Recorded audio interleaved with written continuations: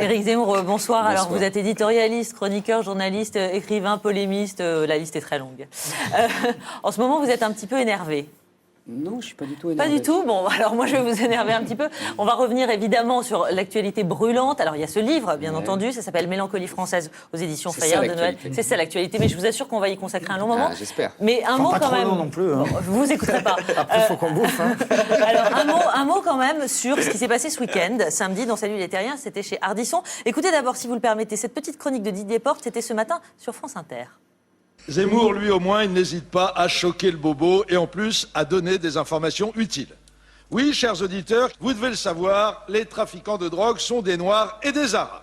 C'est une information, Le Figaro, France 2, les deux médias principaux qui emploient le journaliste Éric Zemmour. Moralité, si un Français de souche, ressemblant à Xavier Bertrand, se propose de vous vendre de la drogue, surtout ne lui achetez rien. Hein. Vous êtes en train de vous faire avoir. Remarquez, c'est drôle. Alors, c'est une réaction à l'émission Salut les Terriens avec Thierry Ardisson samedi. Et je rappelle qu'on n'a pas pu avoir les images, on les a demandées à la Exactement. société de production et ils n'ont pas voulu nous les donner. Et vous aviez en face de vous, sur le plateau, la présidente de l'association antiraciste Les Indivisibles, Rokhaya Diallo. Revenons juste sur cette intervention et sur les propos de samedi dans Salut les Terriens. Ça vous énerve, comme dirait Nicolas Poincaré, qu'on en fasse autant autour de ça? Ça m'énerve et ça me sidère.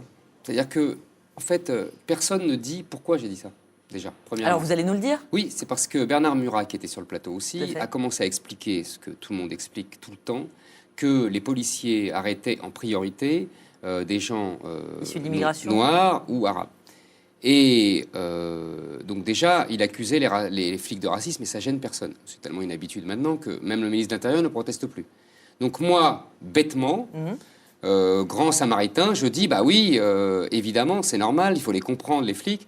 Quand même, la majeure partie des délinquants d'aujourd'hui, la délinquance juvénile, etc., ce sont justement des Noirs et des Arabes. J'ai pas dit, comme dit Porte, tous les Noirs et les Arabes.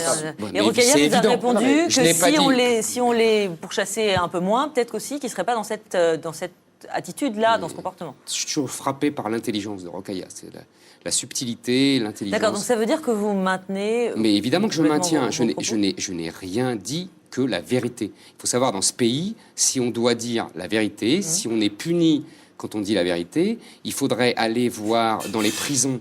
Il y a eu des statistiques de fait. C'était d'ailleurs avec des bonnes intentions, puisque on voulait adapter le nombre d'imams, évidemment, parce qu'il y a beaucoup plus de curés. Voilà, exactement. Et il y a eu des statistiques officielles, entre 60 et 80% de musulmans. C'est pas moi qui l'invente. Vous donnez aussi d'autres chiffres dans votre livre, mais vous êtes d'accord quand même que ce sont des propos qui dérangent? Vous êtes d'accord que c'est quand même très loin du politiquement correct, dans lequel vous inscrivez d'ailleurs, mais ça peut choquer quand même. La gauche nous explique depuis 150 ans, depuis Victor Hugo, que la délinquance naît de la misère. Et de la même gauche nous explique que depuis 30 ans, que les gens les plus pauvres sont les gens issus de l'immigration. Donc ils pourraient me dire, au contraire, mais vous avez tout à fait raison, c'est parce qu'ils sont pauvres. Au moins, ils pourraient avoir cette intelligence-là. Même pas. Moi, je dis en plus que c'est pas le seul problème, que je pense comme Xavier Hofer, qu'il y a aussi des phénomènes de délinquance qui détournent de l'emploi. Mais c'est une discussion sans fin. Donc simplement, mais c'est des faits, c'est pas de ma faute, ça. Donc c'est pas une forme de racisme déguisé, Éric? Mais c'est pas du racisme. Le racisme, c'est de dire quoi? C'est de dire ils sont délinquants parce qu'ils sont musulmans ou arabes ou noirs. Ou alors tous les arabes et noirs. Évidemment que je ne dis pas ça, je suis pas stupide.